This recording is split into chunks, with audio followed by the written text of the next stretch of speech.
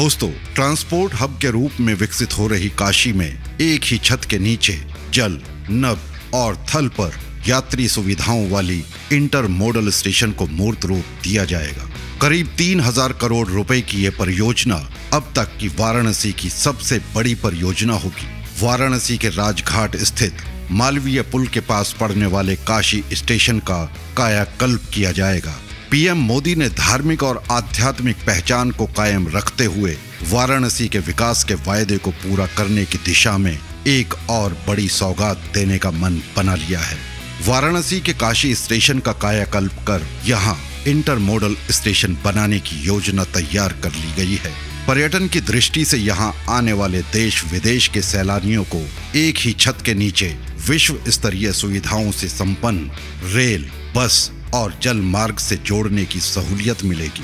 सड़क परिवहन एवं राजमार्ग मंत्रालय ने बनारस की सबसे बड़ी परियोजना को मूर्त रूप देने का मसौदा तैयार कर लिया है।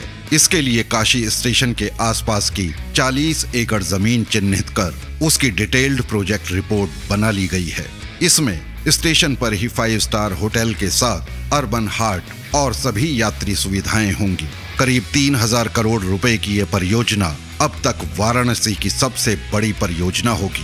वाराणसी का काशी स्टेशन अब इंटर मॉडल स्टेशन काशी कहलाएगा। National highway authority of India ने अपनी पुरानी योजना का नए सिरे से डीपीआर तैयार कर लिया है।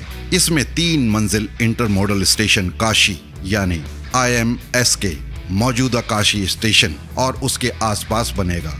यहाँ बस, ट्रेन और वाटर ट्रांसपोर्ट की सुविधा होगी। 3000 करोड़ की ये योजना करीब 40 एकड़ जमीन में मूर्त रूप लेगी। IMSK की कनेक्टिविटी राष्ट्रीय राजमार्ग से रिंग रोड और प्रस्तावित सिग्नेचर ब्रिज से होगी। कैंट स्थित रोडवेज बस स्टेशन भी यहीं शिफ्ट होने का प्रस्ताव है। काशी स्टेशन पर प्लेटफॉर्म्स बढ़ाए जाएंगे। ट्रेन्स का आवागमन भी बढ़ेगा। NHAI वाराणसी के तकनीकी प्रबंधक के अनुसार ग्राउंड पर इंट्रासिटी बस टर्मिनल होगा। यहाँ से शहर में चलने वाली बसों का आवागमन रहेगा। कैंट रोडवेज बस स्टेशन यहीं शिफ्ट करने की योजना है, जिससे शहर को यातायात जाम से निजात मिलेगी। 8 मीटर की ऊंचाई पर काशी रेलवे स्टेशन का रीमॉडलिंग किया जाएगा। करीब 17 मीटर की ऊंचाई पर तीसरी मंजिल पर इंटर स्टेट बस सर्विस की सुविधा रहेगी। इंटर मॉडल स्टेशन काशी में सीधे आने जाने के लिए एलिवेटेड फ्लाईओवर, रेलवे स्टेशन और अंतरराज्यीय बस टर्मिनल के लिए अलग रास्ता होगा। प्रोजेक्ट के सेकंड फेज में ISBT के ही लेवल पर गंगा फेसिंग 5 स्टार और 3 स्टार होटल बनेगा। इस मल्टी टर्मिनल से खिड़किया घाट और अन्य घाटों और वाटर ट्रांसपोर्ट के लिए जाने का रास्ता भी होगा। NHAI के प्रोजेक्ट डायरेक्टर के अनुसार IMSK स्टेशन को अंतरराष्ट्रीय स्तर का बनाने की योजना है, जिसमें यात्री संबंधित सभी सुविधाएं रहेंगी। काशी स्टेशन पर 2 प्लेटफॉर्म्स बढ़ाने और ट्रेन्स के ठहराव का प्रस्ताव है। पैसेंजर ट्रेन्स के लिए यार्ड भी बनेगा।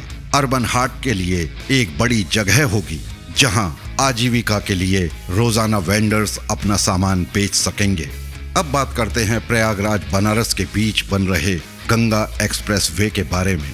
प्रयागराज वाराणसी एक्सप्रेस वे के काम में प्राथमिक सर्वे का काम पूरा हो चुका है। यूपीडा अब रूट के गांव चिन्हित कर सीमांकन करेगा। अधिग्रहण वाले गांवों के किसानों से सहमति के आधार पर प्रशासन जमीन लेगा।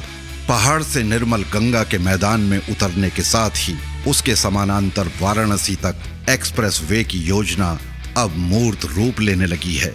हरिद्वार से प्रयागराज तक गंगा एक्सप्रेस वे को आगे वाराणसी तक ले जाने के लिए गंगा किनारे के गांवों का सहारा लिया जाएगा।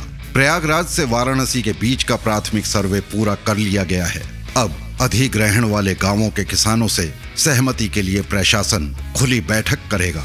फिलहाल जल्द ही यूपीडा के अधिकारियों की वाराणसी प्रशासन के साथ समन्वय बैठक के बाद आगे की रूपरेखा तैयार की जाएगी।